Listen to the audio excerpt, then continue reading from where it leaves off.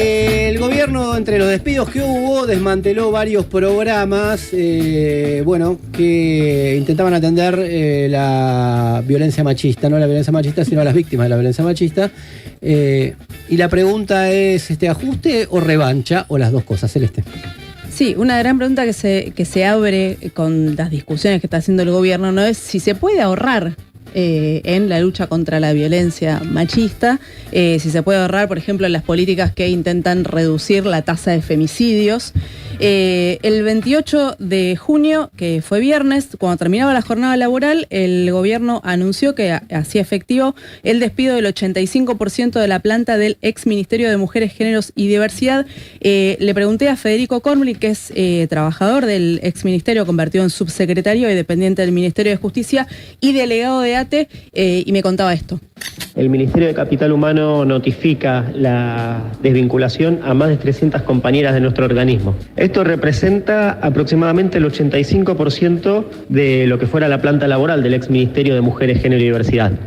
Programas enteros como la Dirección de Femicidios, el programa Acompañar, el programa Acercar Derechos, la línea 144 quedaron totalmente desmanteladas. Escuchaban a Federico Kornblich. También le pregunté a él, que es trabajador del ex Ministerio de Mujeres, sobre las consecuencias inmediatas de estos anuncios. Particularmente 7.000 eran los casos considerados de gravedad y de extremo riesgo por las situaciones de violencia de géneros, y ya tenemos consecuencias fatales producto del abandono del Estado de la asistencia. La semana pasada, tras la notificación de la disolución de los equipos territoriales, una mujer en la provincia de Tucumán, que hacía 4 meses esperaba su ingreso al programa Acompañar, que es un programa de asistencia económica para que la mujer pueda salir de domicilio con la persona que la agrede, falleció siendo víctima de un nuevo femicidio, engordando así las estadísticas de casos fatales que se lleva la violencia machista.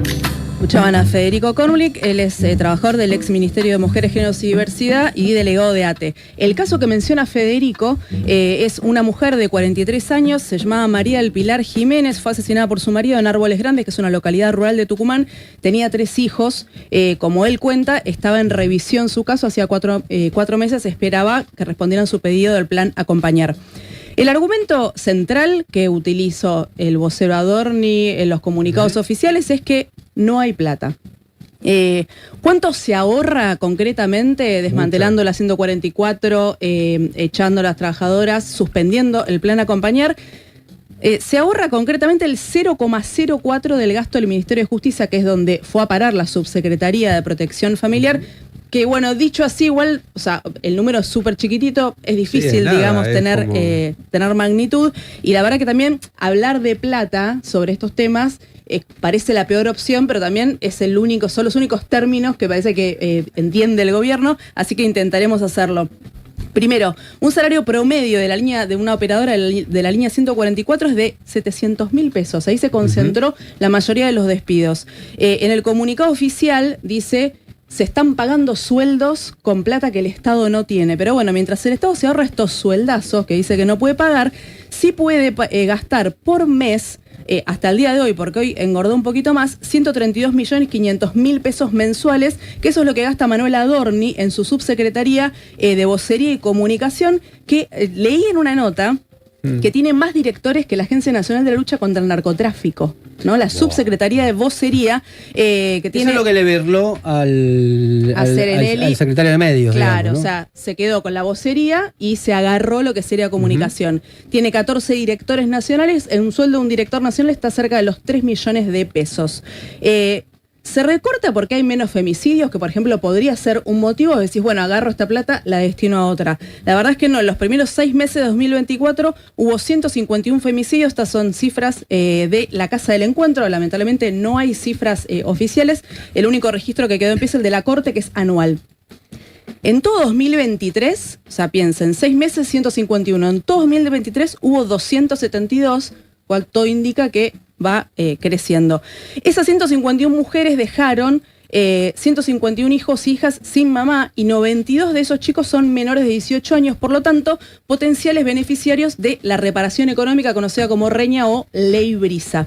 La reparación equivale a una jubilación mínima, sin bonos, sin nada, 215.600 pesos, que cobra cada hijo o hija de una víctima de femicidio hasta los 18 años. Obviamente que la pérdida de una vida es incalculable y nunca se puede poner en términos de dinero, pero otra vez, volviendo a los términos que entiende el gobierno, les propongo un cálculo totalmente especulativo que es, si María del Pilar Jiménez cobraba el plan Acompañar, que equivale a un salario mínimo vital y móvil que solamente puedes cobrar durante 6 meses, o sea, no es que es algo que se puede extender in eternum, el Estado hubiera gastado solamente 1.406.890 pesos en 6 meses. Eso hubiera sido la mitad del sueldo de uno de los el gasto total. Directores de Adorni. Exacto. Y hoy, concretamente, los 3 hijos de María del Pilar Jiménez son beneficiarios de la reparación Reña de la Ley Brisa, y entonces el Estado va a gastar en 6 meses solamente, en el mismo periodo, casi 4 millones, 3.881.196 pesos, ¿no? Comparemos un solo caso durante 6 meses, 1.400.000 versus 4 millones. No hacer nada con la violencia machista no solamente cuesta vida, sino que no ahorra un centavo, sino que genera más gastos. Estos trámites de la reparación Reña de la Ley Brisa se hacen en el ANSES, donde también hubo despidos, y esto me contaba Lautaro Cruz, trabajador del ANSES.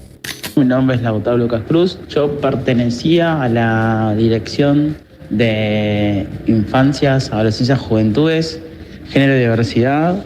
Puntualmente mi área era la coordinación de género y diversidad. En esa área tuvimos el despido de 6 personas.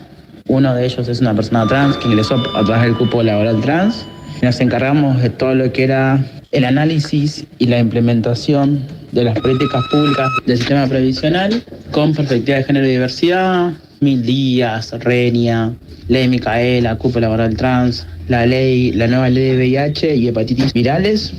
Y en la actualidad, bueno, esa área ya dejó de existir. Obviamente que no hay una perspectiva para seguir implementando de una manera eficaz estas políticas públicas.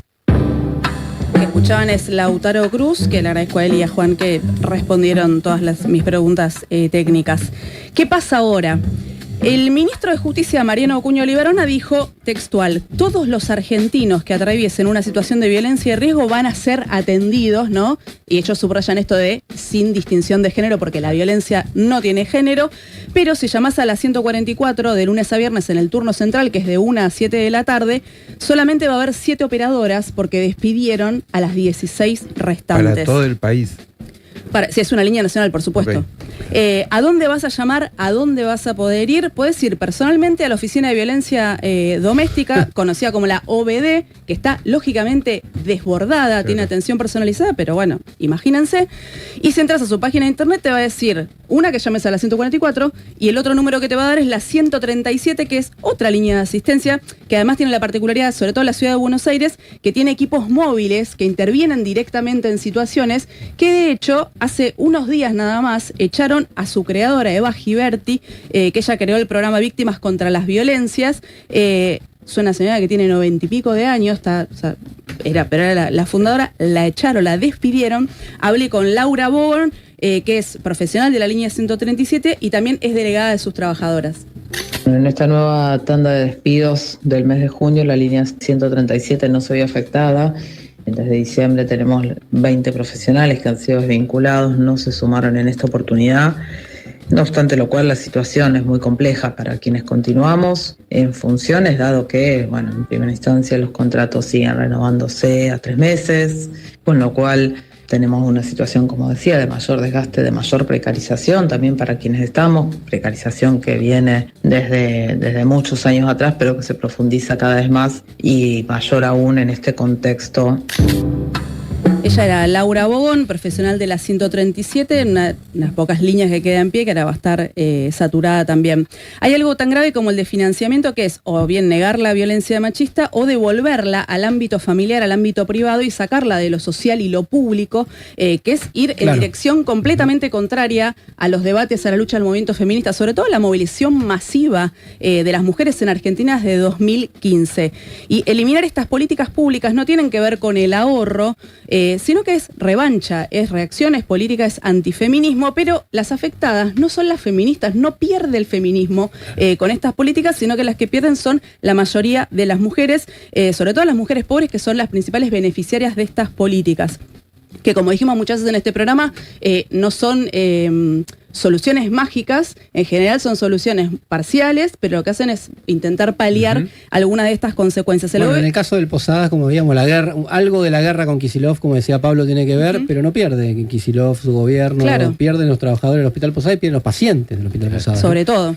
El gobierno de Milei lo que todavía tiene, digamos, a su favor y que explota es la bronca y el resentimiento de mucha gente con políticas públicas, sobre todo las que tenían que ver con intervenciones estatales del gobierno anterior, que, otra vez, lo dijimos varias veces en el Círculo Rojo, se caracterizaban por discursos inflamados, pero presupuestos bastante desinflados, ¿no? Llegaban a menos gente, digamos, que el impacto que tenía el discurso. Pero eso no equivale, creo, a que la mayoría de las personas en Argentina piensen que las mujeres tienen que enfrentarse solas a la violencia machista y que tienen que hacerla sin ningún tipo de recurso. La discusión está abierta, no solamente hay que defender las fuentes de trabajo, hay que volver a levantar la voz y retomar la pelea del 2015, la consigna de Ni Una Menos, porque el Estado sigue siendo responsable.